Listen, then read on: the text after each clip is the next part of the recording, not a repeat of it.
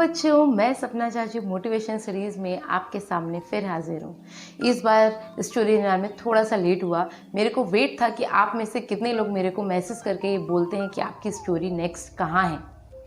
आज मेरे पास बहुत सारे मैसेज आए तो मेरे को लगा कि चलिए आज मैं स्टोरी बनाती हूँ आप सबके लिए। आज की स्टोरी है बुद्धिमानी। बुद्धिमानी हमारी लाइफ में बहुत सारी समस्याएं हैं जिसका सलूशन हमें लगता है कि नहीं है, लेकिन अगर हम अपनी समस्याओं का हल धैर्य के साथ में बुद्धिमानी को लगा करके अगर उसका हल निकालें तो हमारी हर समस्या का हल हमारे पास में है। ये कहानी है एक किसान की, उसकी बेटी की और वहाँ रहने वाले साहूकार की। जो साहूकार है वो बहुत ज़्यादा बदसूरत था, एकदम काला, बदसूरत, थोड़ा सा एजेड। किसान को उसने बहुत सारा पैसा दिया था ब्याज पर। बहुत दिनों से जो किसान था ब्याज का पैसा नहीं चुका पा रहा था, क्योंकि बरसात ना होने के कारण खेत में अच्छे से खेती नहीं हो पाई, उसकी फसल अच्छे से ग्रो नहीं हो पाई थी। तो मार्केट में उसकी फसल की वैल्यू कम हो गई और वह उस साहूकार का लोन यानी जो ब्याज उसको देना था, जो उसको पैसे उसको वापस करने थे, वो नहीं चुका पा रहा था। बहुत दिन हो गए, साहूकार ने उसको तंग करना स्टार्ट किया कि तुम मेरे पैसे दो, लेकिन किसान के पास तो पैसा था ही नहीं। वो साहूकार के पास में बहुत गिड़गिड़ाया और बोला कि साहूकार मेरे को थोड़ी सी मोहलत और दे दो। साहूकार की नज़र उसकी बेटी पे गई। उसकी बेटी बहुत ज़्यादा सुंदर थी।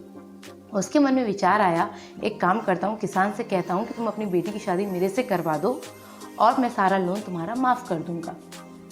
बहुत दिन बीत गए। साहूकार ने ये बात जाकर के किसान के खेत में जाकर के उसको बोला और वहीं पर उसकी बेटी थी। यह बात सुनकर के किसान को बहुत अजीब लगा कि कितना बड़ा इंसान है और उसको इतनी छोटी सी बुद्धि है कि मेरी उसकी बेटी की उम्र की बेटी से वह शादी करेगा। लेकिन बेटी ने कहा, चलिए ठीक है साहूकार, आप अपनी शर्त बताइए। बोले, मेरी शर्त ये है कि आप अगर मेरे से शादी करते हो तो मैं तुम्हारे पापा का सारा कर्ज माफ़ कर दूंगा और ब्याज भी नहीं लूँगा। बेटी बोली, ठीक है, लेकिन मैं ऐसे कैसे आपसे शादी कर लूँ? कुछ तो उसका कुछ उपाय बताइए कि कभी ऐसा भी हो सकता है कि शायद ऐसा कुछ हो जाए कि जहाँ मेरे को कर्ज भी ना देना पड़े और आप मेरे से शादी भी ना करो। बोले, ठीक है, एक काम करते हैं, मैं एक पोटली लेकर के आया हूँ। उस पोटली में मैं 2 पत्थर डालूंगा, एक काले रंग का और एक सफ़ेद रंग का, और तुम्हारी आंखों में पट्टी बांध दूंगा और तुम्हें हाथ से उस कंकड़ को निकालना होगा। जो कंकड़ आएगा उस हिसाब से हम बात कर लेते हैं। बोले, ठीक है। तो उसने कहा साहूकार ने कि अगर काला कंकड़ आता है तो तुम्हें ब्याज और रुपए नहीं देने होंगे, सारा कर्ज तुम्हारा माफ़ है, लेकिन तुम्हें मेरे से शादी करनी पड़ेगी।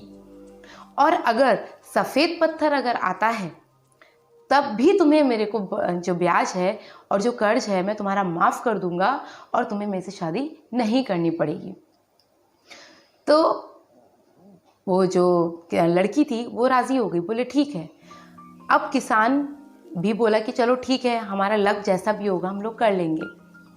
ठीक, जो साहूकार था उसने नीचे से 2 पत्थर निकाले। लड़की की नज़र उन पत्थरों पे गई। उसने देखा कि साहूकार ने दोनों ही काले रंग के पत्थर पोटली में डाल दिए हैं। अब आप सोचो, लड़की के पास 3 ही सल्यूशन है। या तो वह चुप रहे कि उसने दोनों काले पत्थर डाले हैं और उसको मजबूरी में अपने पिताजी के कर्ज को माफ़ करने के लिए उससे शादी कर लेनी चाहिए। दूसरा तरीका उसके पास ये है कि वो फट से बोल दे और ये कह दे कि आपने तो यहाँ पर ये पत्थर डाले हैं, सफ़ेद तो उसमें डाला ही नहीं है, तब उससे वो मना कर दे। लेकिन दोनों ही समस्याओं में वो उलझ जाएगी, दोनों ही प्रॉब्लम्स ऐसी हैं। तो आखिर वो लड़की क्या करे? तो मैं ही बताती हूँ लड़की को क्या करना चाहिए।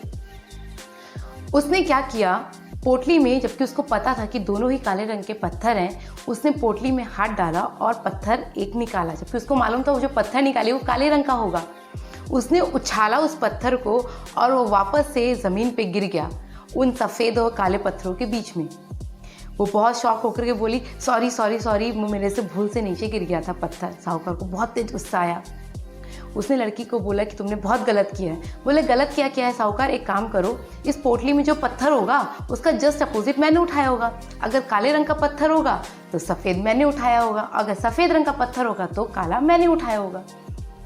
अब तो साहूकार बिल्कुल पसीना पसीना हो गया, क्योंकि उसको पता था कि दोनों ही पत्थर काले थे। तो अगर वो निकालेगा पोटली से बाहर तो कौन सा पत्थर निकलेगा? काला पत्थर बाहर। तो देखा आपने उस लड़की की होशियारी, उसने बिना कुछ किए अपने पापा के सारे कर्ज को माफ़ करा दिया और उस बदसूरत साहूकार से शादी भी नहीं करी। इसलिए बोलते हैं बुद्धिमानी और होशियारी हमेशा काम आती है, लेकिन थोड़ा सा धैर्य रखना पड़ता है। ठीक है बच्चों, बाय। और मेरे को ज़रूर बताइए कमेंट के साथ में कि आज की स्टोरी आपको कैसी लगी, और नेक्स्ट स्टोरी के साथ में वापस हाजिर होगी ये सपना जारी। बाय बच्चों।